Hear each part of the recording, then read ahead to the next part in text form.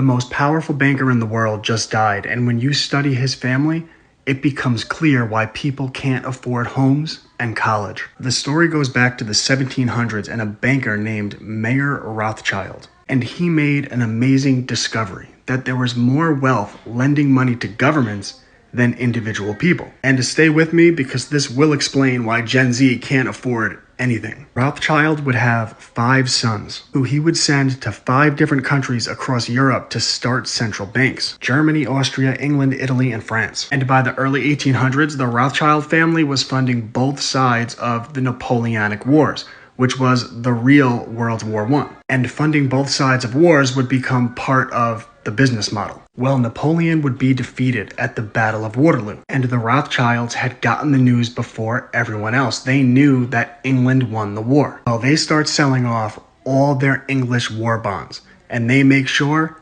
everyone could see them do it. And when everyone saw the Rothschilds selling their bonds, they started to sell theirs. They assumed that the Rothschilds had information that England was going to lose the war. And when everyone started selling their war bonds, the Rothschilds bought them back for pennies on the dollar. And later that week, when everyone else found that England won the war, the Rothschilds basically owned the country. And as Nathan Rothschild said, "Give me control of a nation's money supply, and I care not who makes its laws." The business model had become to get governments and people into debt. And when the Rothschilds saw a young America, they saw opportunity. And in 1816, they found their way into American central banking with the Second Bank of the United States. And your money would be worth even less today if Andrew Jackson hadn't come along and saved the country. He started what are known as the bank wars. He balanced the budget, paid off America's debt, and ended the charter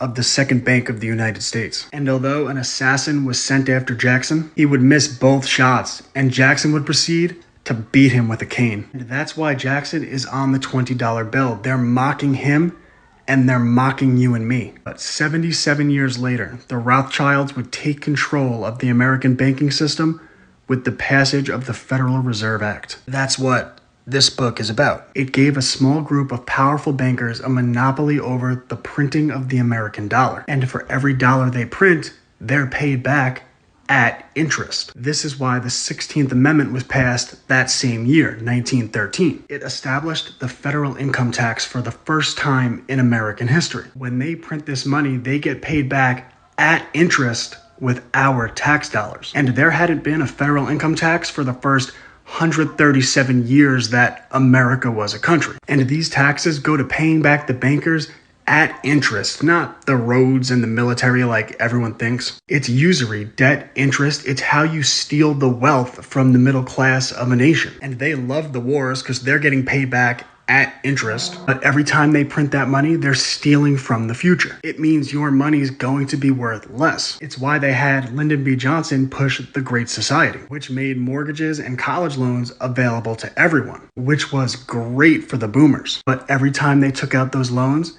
it meant the price of housing and college would go up, up, up. So now no one could afford housing, no one could afford college without going into debt. The business model has always been to use usury to steal the wealth of nations, to control governments, and to control people. Check out my private homeschool community, the courses I teach, and my books on the banking system, how information is controlled, rights fundamental to being an American, the trap of free, the history of fake news, and so much more. ClassicalLearner.com